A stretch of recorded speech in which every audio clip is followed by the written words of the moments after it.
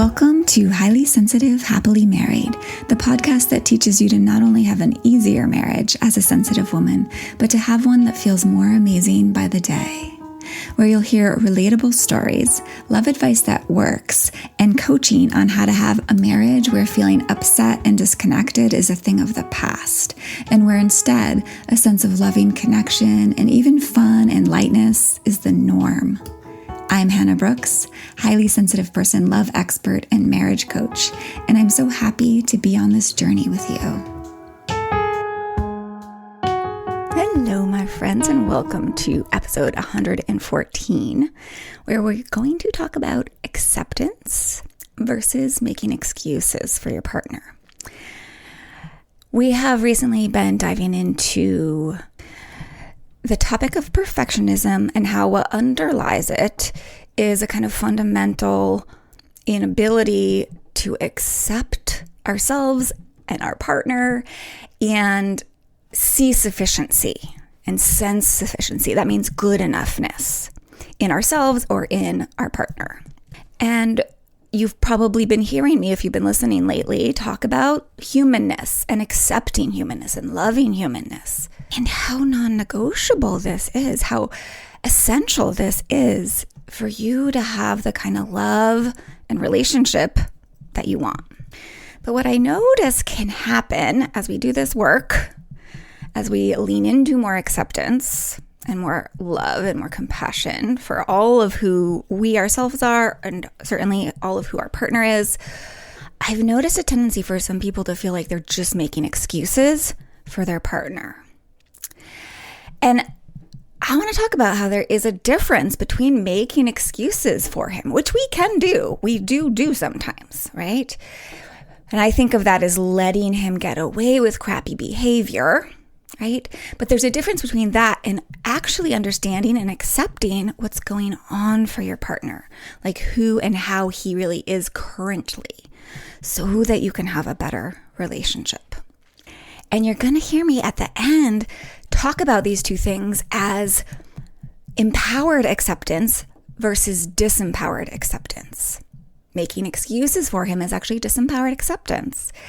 And accepting him genuinely in the ways that I'm going to talk about is empowered acceptance. And you'll see why as you listen on. So recently, when I ran my last Stop Taking It So Personally course and challenge, which if you missed out on, you've got to pay attention next time it comes around because it was so good and people had huge breakthroughs. So anyway, someone who participated this last time asked this really great question. And I don't know that I answered it as well as I wanted to, and I've been thinking about it since then. And I want to share more in this episode. So her question was specifically, when does using our wise brain just turn into making excuses for our partner? So let's break that down a little bit. When women start doing some of this work with me, like we did in that Stop Taking It So Personally challenge, but it's also, when we coach together, pretty much in any capacity, what we do is we start looking at why our husbands are showing up as they are. That's part of the work we do. We start slowing down and thinking about what they are thinking. And we do this from our own wise brain versus from our lizard brain. So if you are new to the podcast and you don't understand what I'm talking about by wise brain and lizard brain, you got to go back and listen to episode 6. It's so foundational. There are other episodes where I refer to this. It's a fundamental concept that I use. So definitely tune into that episode to understand what I'm talking about. So when we do this work, we start slowing down and from looking from our wise brain and really considering what's going on for our partner, why they would behave in some of the ways that we don't like so much or that aren't as loving and kind and caring and sensitive as we'd like. We start actually getting curious about that, right?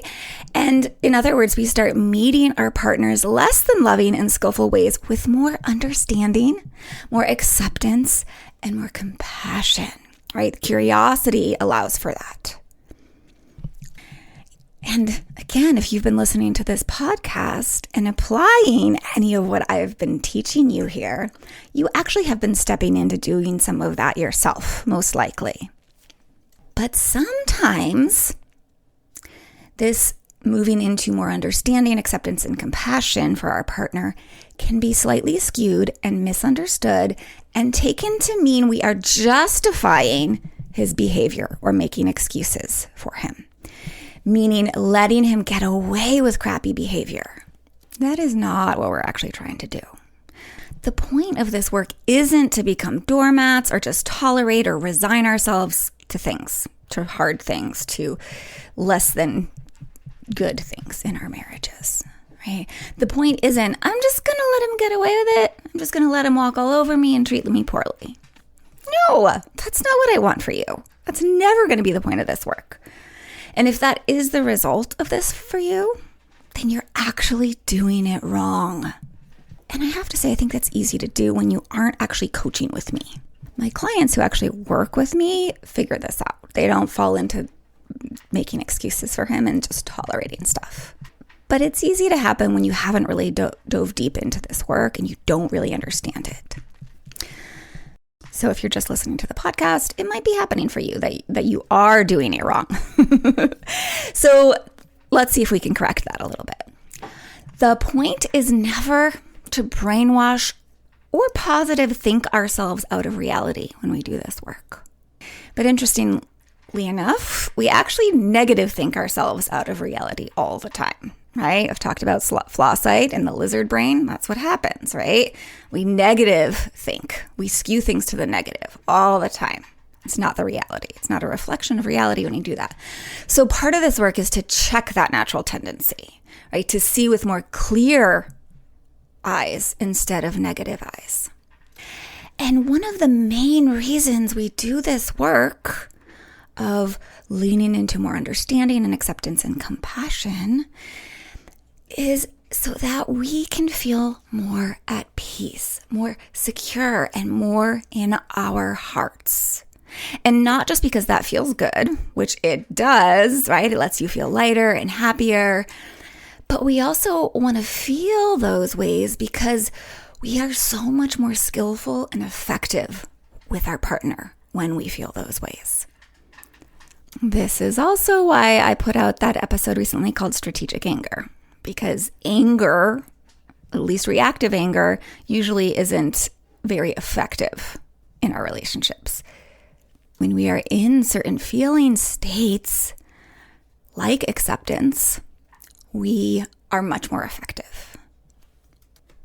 So when we are doing this work right or effectively, moving ourselves into these places where we feel compassion and understanding and acceptance, when we're really meeting him with those things, we're actually doing the opposite of letting him get away with crappy stuff. We are actually advocating through our actions for a better relationship. Because we are finally more at peace inside of ourselves, instead of caught up in all the hard and energy zapping emotions that happen when we're not understanding what's going on for him, when we're taking his actions personally, when we are resentful and angry at him and trying to control him and change him and really fighting the right reality of who he is or seeing him as bad.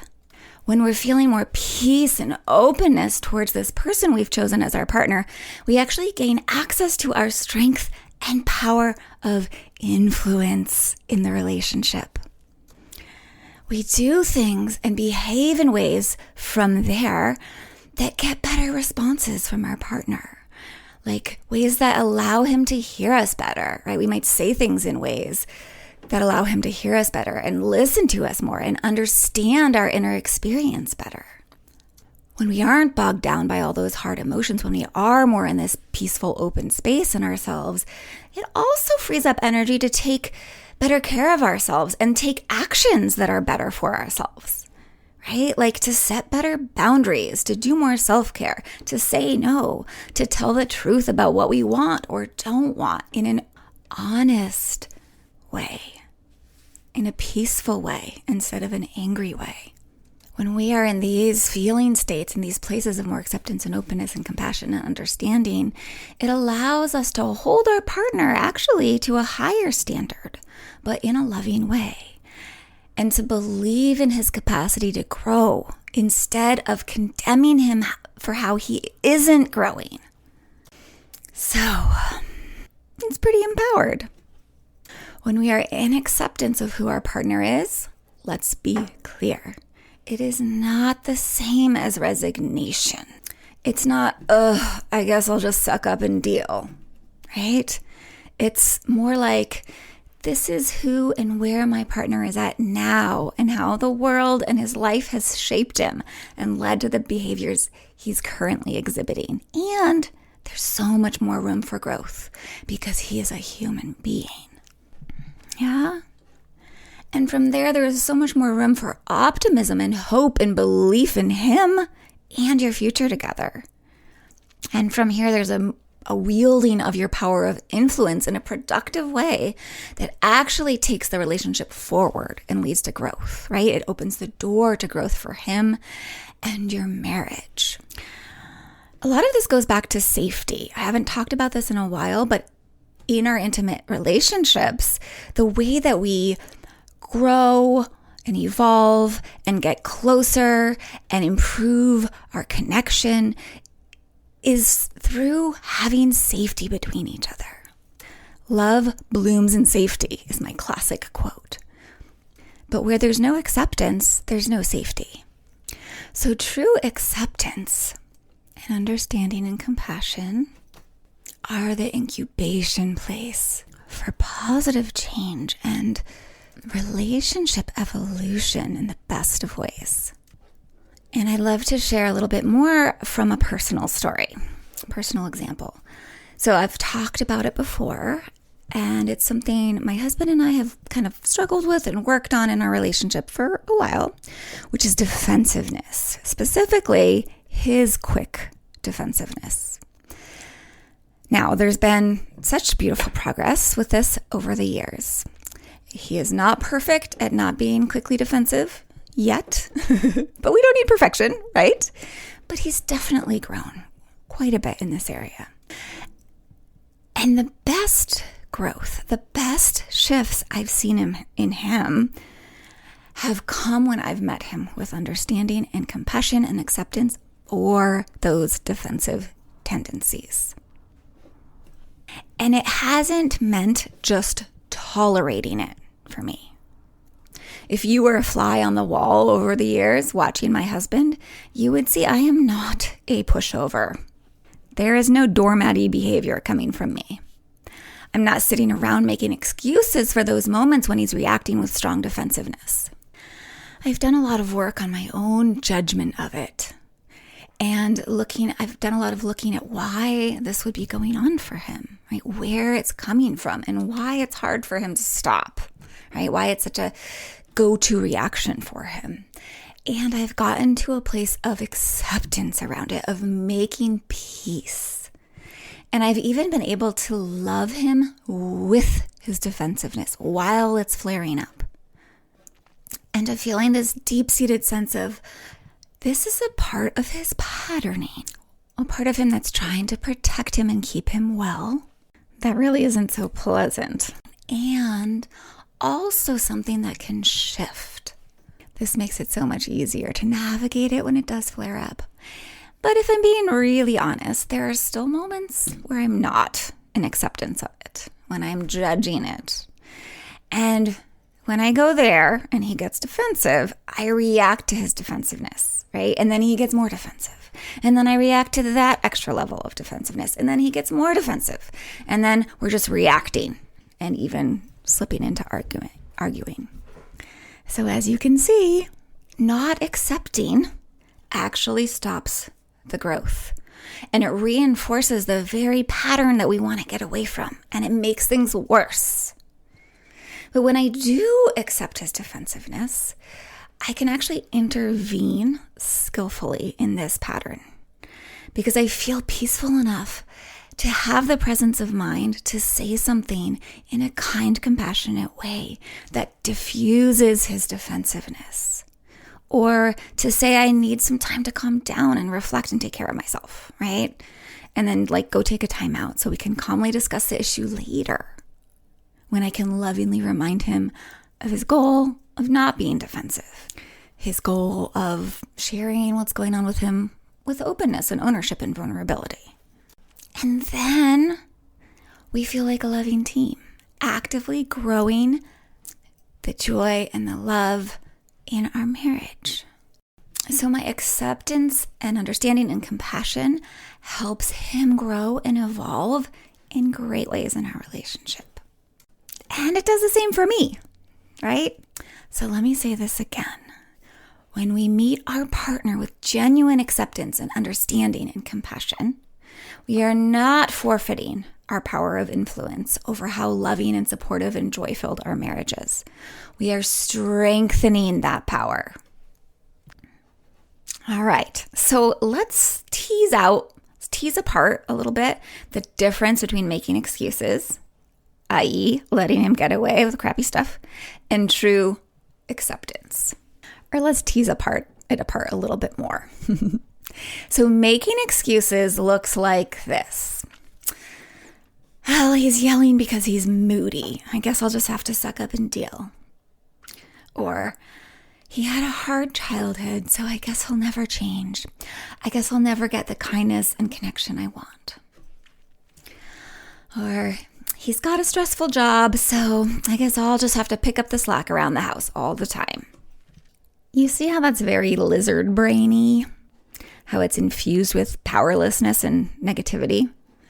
Whereas meeting him with true acceptance looks more like this. So I'm going to give you some examples. The same examples, but from true acceptance. So it might sound like this. He's not contributing around the house because he's really overloaded and exhausted by work, and that must be hard for him. I know what feeling like that is like. And I'm overloaded on the home front. I wonder how I can support him so he can support me with the things around the house. Notice how this gets you curious and creative and has you coming up with a way to communicate supportively, and probably has you coming up with a collaborative approach to solving this puzzle together. All right, next example. Let's take that hard childhood example. So true acceptance might sound like this. He had a hard childhood, and it's made certain types of intimacy difficult for him. That must be hard for him to not feel safe to open up fully to me. But I can explore ways of connecting that do feel safe to him. And I can really lean into those ways and let myself soak up those connecting moments. Maybe it's simply holding hands more often when we watch a movie. And I can invite him into ever so slightly more intimacy in baby steps. And let's take one more example, that one about him yelling because he's moody. So true acceptance might sound like this. He's yelling because he hasn't yet learned how to handle his strong feelings and distress. I'm going to set a boundary out of love for both of us and our relationship. And I'm going to walk away so that he knows I won't tolerate him yelling at me. And then later when he's calm again, I'll make it clear to him that being human is hard. And I understand that it's easy to let our feelings erupt like that. And that it's not okay for him to treat me that way. And what I'm going to do from now on, if he does that, and then invite him to strategize with me on how we can avoid that in the future. So you see how these examples are much more empowered. Because genuine acceptance comes from the wise brain, not the lizard brain. And your wise brain believes in him and the capacity that humans have for growth and change. And it's willing to advocate for that and for his accountability to live up to that. So, real acceptance, empowered acceptance, is infused with proactive growth, with the idea that this is how we are in the moment, and we are also so much more, and we are capable of stepping into that so much more. Or maybe I should put that, this is who you are at the moment, and you are also so much more and capable of stepping into that so much more. And I totally get it that it's easy to get confused because we think, or our lizard brain thinks, that if we accept whatever it is, however he is behaving, whatever his qualities that we don't like, or whatever he's doing that we don't like, if we think that if we accept it, it just ends there with no further action. And so I like to call this disempowered acceptance. But the kind of acceptance I encourage is empowered acceptance. And again, this is governed by our wise brains. So disempowered acceptance is making excuses and slipping into resignation and being doormatty, right? And it leads to dead ends in your relationship because our lizard brains, which are the ones who rule disempowered acceptance, are terrible at creating positive change and growth in our relationships. That's a fact. Whereas empowered acceptance is finding our way to love and peace for our partner as he is. Love for and peace around our partner as he is, right? And then inspiring growth and change for the better. And this is what our wise brains are experts at, especially when you have the relational knowledge in that wise brain and you learn how to tap into your wise brain, which takes learning and developing, like I'm always saying, which is why I'm thrilled to offer you some things this spring that will allow you to learn and develop that essential relational knowledge that will help you develop it beyond just what the podcast can do for you. Because I want you to see and feel your relationship evolving and becoming more alive with love and the kind of intimacy that really lights you up. So I'm bringing you some things, and it starts with a free video training I'm giving you called Bring Back the Attraction. And in it, I give you 7 keys to spark more of that magical appeal that you used to feel. Or maybe you still feel it, but you really want to hang on to it. You want to make that sparkliness continue on in your relationship. That's what this video training is for. So grab it. It's totally free. It comes with, it's a video, there's visuals. It comes with a worksheet and handout that you can fill out to really make the most of this. Another fun thing about this training is that it is on demand. So it's pre-recorded, so you don't need to sign up for a live session with me. You can play it whenever you want. So you can get access to that just in the show notes here on the description of the podcast, or you can go to the direct link, which is www.lifeisworthloving.com/bring back the attraction. And whenever I say / it's just that frontward facing /. It might just be called a /. I've just heard people call it /, so forgive me if I'm confusing you with that. So www.lifeisworthloving.com/bring back the attraction. So start with that little training.